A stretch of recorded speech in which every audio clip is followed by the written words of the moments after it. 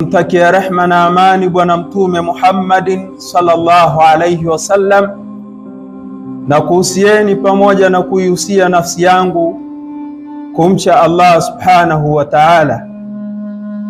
Ndugu Waislamu, ama khutba yetu ya leo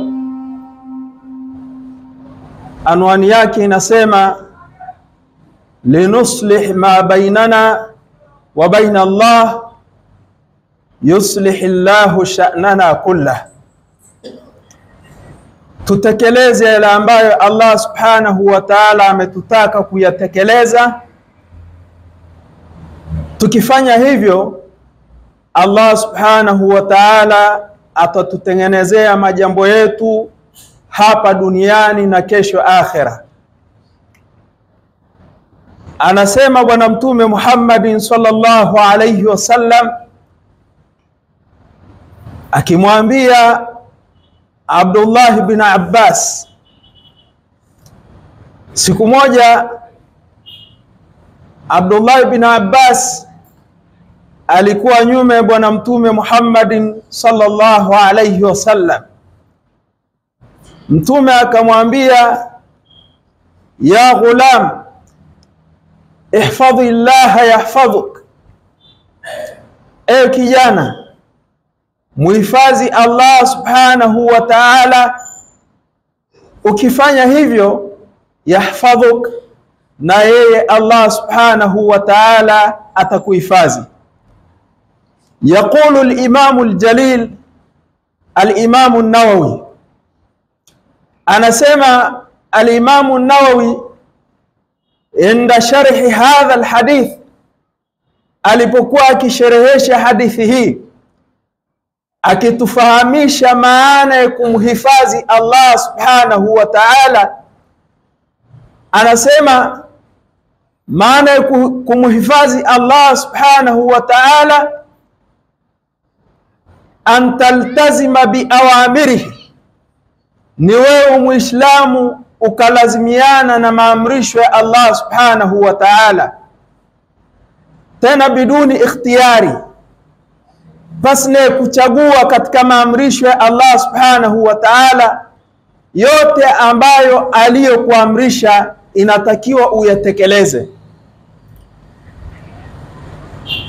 Lakini pia haitoshi kutekeleza yale ambayo Allah subhanahu wa ta'ala amekuamrisha, wa antajitaniba amma nahaka anhu, na ujiepusha na yale ambayo Allah subhanahu wa ta'ala amekukataza, pasne kuchagua katika makatazo ambayo Allah subhanahu wa ta'ala amekukataza. Mal asafi shadid, kwa masikitiko yaliyokuwa makubwa, umma wa Kiislamu wa leo ni watu wa kuchagua baadhi ya maamrisho ya Allah subhanahu wa ta'ala. Kwa mfano, unaweza ukamkuta mtu anakuja kuswali salatul Jumu'ah. Ijumaa ni moja kati ya amri za Allah subhanahu wa ta'ala, lakini mtu huyu ambaye tulioswali naye sasa hivi Ijumaa, ukija katika swala ya alasiri humkuti katika faradhi ya alasiri, hali ya kuwa ambaye aliamrisha swala ya Ijumaa na aliamrisha swala ya alasiri ni huyo Allah subhanahu wa ta'ala. Kwa utakapokuwa unatekeleza Ijumaa peke yake, ndugu yangu Muislamu, basi na kutekeleza faraidhi nyingine, bado hujamuhifadhi Allah subhanahu wa ta'ala. Inatakiwa katika maamrisho yote ambayo Allah subhanahu wa ta'ala amekuamrisha uyafuate ipasavyo. Lakini pia katika makatazo, hapa pia nao umma wa Kiislamu umekufa. Tunaweza tukajiepusha na baadhi ya ambaye Allah subhanahu wa ta'ala ametukataza nayo, lakini kwa mengine hatukataziki. Inawezekana mtu akajiepusha na kusengenya, akajiepusha na zulma, lakini bado mtu huyu katika jambo la fitna, yeye ndio rasul fitna, yeye ndio kiongozi wa kutaka kugawanya yale mahusiano ambayo watu wanayo. Yeye ndio kiongozi wa kutia fitna. Na bwana Mtume Muhammadin sallallahu alayhi wasallam anasema alfitnatu naima la'ana Allahu man ayqadhaha, fitna imelala, Allah subhanahu wa ta'ala amlani yule ambaye anaiamsha fitna. Kwa hiyo haitoshi kujiepusha na zulma peke yake, haitoshi kujiepusha na kusengenya peke yake, bali ujiepusha na yote ambayo Allah subhanahu wa ta'ala amekukataza. Endapo utakapofanya hivi, ndugu Muislamu, faida moja kwa moja bwana Mtume sallallahu alayhi wasallam ameitaja. Endapo tunahitaji mambo yetu yaende, Allah subhanahu wa ta'ala aisimamie, basi Mtume akamwambia ukifanya hivyo, ukasimamia maamrisho na ukijiepusha na yale ambaye Allah subhanahu wa ta'ala amekukataza, yahfadhuka, na Allah subhanahu wa ta'ala naye atakutengenezea majambo yako. Tena anasema al-Imam an-Nawawi fi dunya wal akhirah, hapa duniani na kesho akhirah.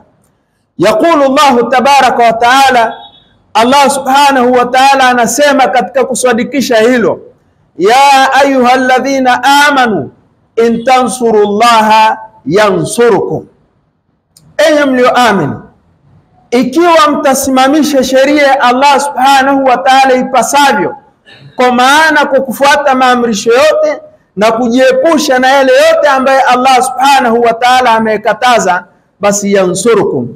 Anasema Dr. Muhammad bin Shami katika tafsiri yake, maana yake yeyote atakayemnusuru Allah bitaatihi, kwa kumtii, waltizami awamirihi, basi Allah subhanahu wa ta'ala atamtengenezea majambo yake. Ndugu Waislamu, kila mmoja anayo mashakili sawa sawa katika familia yake, katika shughuli zake, mahusiano yake na wenzake hayapo vizuri. Basi alhalul wahid, kitu cha kuweza kuondosha haya ni wewe Muislamu lazimiana na maamrisho, neepuka na yale ambaye Allah subhanahu wa ta'ala amekukataza. Allah anasema wala yansuranna Allahu man yansuruhu, Allah subhanahu wa ta'ala kwa hakika atamnusuru yule ambaye anemnusuru yeye kwa kusimamisha maamrisho na kujiepusha na yale ambayo Allah subhanahu wa ta'ala amekataza. Wallahu tabaraka wa ta'ala yaqul wa biqawlihi ihtadi almuhtadun fa idha qara'ta alqur'ana fasta'idh billahi minash shaitanir rajim. A'udhu billahi minash shaitanir rajim. Bismillahir rahmanir rahim. Ya ayyuhalladhina amanu in tansurullaha yansurukum. Barakallahu li wa lakum bil Qur'anil azim wa nafani wa iyyakum bil ayati wa dhikril hakim.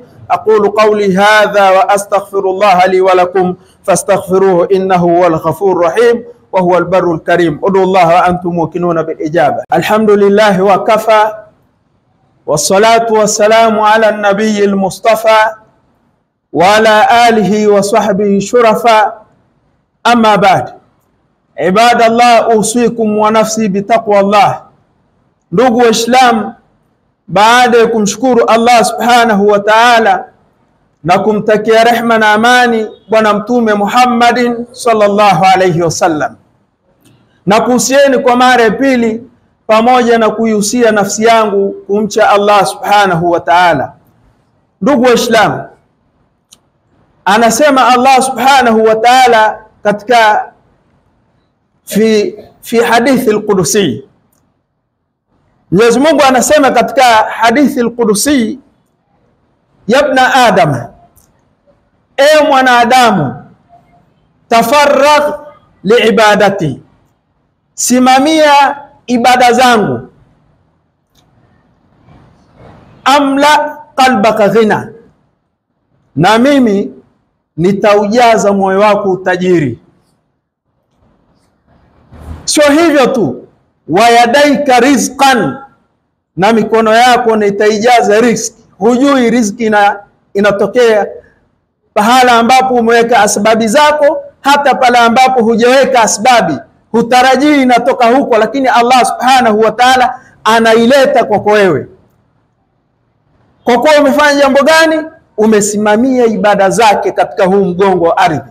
Allah subhanahu wa ta'ala atakupa qanaa, utatosheka, lakini pia Mwenyezi Mungu subhanahu wa ta'ala ataijaza mikono yako riziki.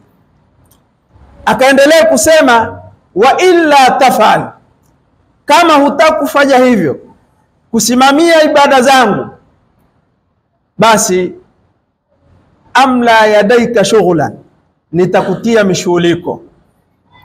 Utakuwa ni mtu ambao huna utulivu katika maisha yako. Nyumbani hakuna utulivu, kila siku wewe na mke wako ni magomvi. Zile hukuki pale ndani hazitekelezeki kama vile Allah subhanahu wa ta'ala alivyoamrisha. Sababu ya migogoro iliyoko kwa sisi Waislamu ni kwa sababu bado hatujaingia kwenye Uislamu wote tukauchukua wote, bali tumeshika sehemu. Sasa ikiwa ni hivyo, Mwenyezi Mungu anasema tutababaika sana, lakini pia tutakuwa na maisha ambayo hayana utulivu ndani yake. Utakuwa riziki unayo, lakini katika ile riziki yako nafsi yako imekosa utulivu.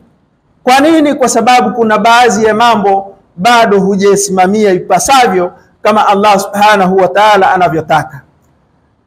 Na ndipo pale aliposema Mwenyezi Mungu subhanahu wa ta'ala, waman a'rada an dhikri, yeyote atakayepuuza mwongozo wangu, atakayepuuza mwongozo wa Qur'ani na kumfuata bwana mtume Muhammadin sallallahu alayhi wasallam, fa inna lahu ma'ishatan dhanka, huyu ni haki yake yeye katika hii dunia kuishi maisha ya dhiki. Kila utakachopewa huwezi ukatosheka, bado utakuwa na tamaa, bado utakuwa unatamani kila siku upate zaidi na zaidi, huwezi ukatosheka mpaka siku unaingia kaburini. Yote ni kwa sababu gani? Kwa sababu bado hujasimamisha maamrisho kama inavyotakiwa. Anasema al-Imam al-Baghawi, dhiki ya hapa, anasema Said bin Jubair, ni kwamba yaslubuhu Allahu al-qanaa fala yashba, Mwenyezi Mungu atamuondoshea kutosheka mtu huyo ambaye hafuati mwongozo na zile sunna, basi Mwenyezi Mungu atamuondoshea kutosheka, fala yashba, hawezi akashiba. Kila atakavyopewa basi utulivu unakuwa haupo, bado atatamani, atanyang'anya, hawezi akatosheka na kile ambacho Allah subhanahu wa ta'ala amempa. Kwa hiyo ndugu zanguni, kupitia khutba yetu leo, kama ikiwa tunahitaji utulivu, utulivu upo katika mwongozo Allah subhanahu wa ta'ala na sunna za bwana mtume Muhammadin sallallahu alayhi wasallam, kwa sababu mwenyewe ndo anasema huwa alladhi anzala sakinata fi qulubil mu'minin, yeye Allah ndio aliyoteremsha utulivu katika nyoyo za waumini. Allah subhanahu wa ta'ala atujalie khutba leo tuiweke mbele ya macho yetu, tuitumie katika maisha yetu.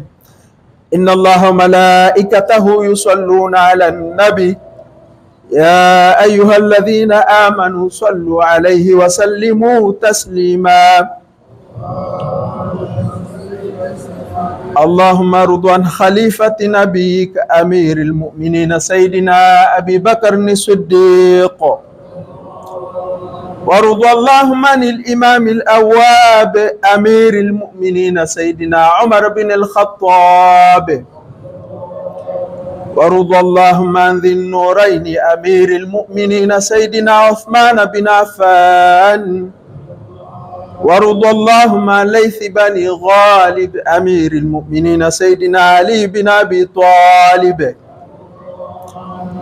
اللهم اغفر المؤمنين والمؤمنات والمسلمين والمسلمات الأحياء منهم والأموات.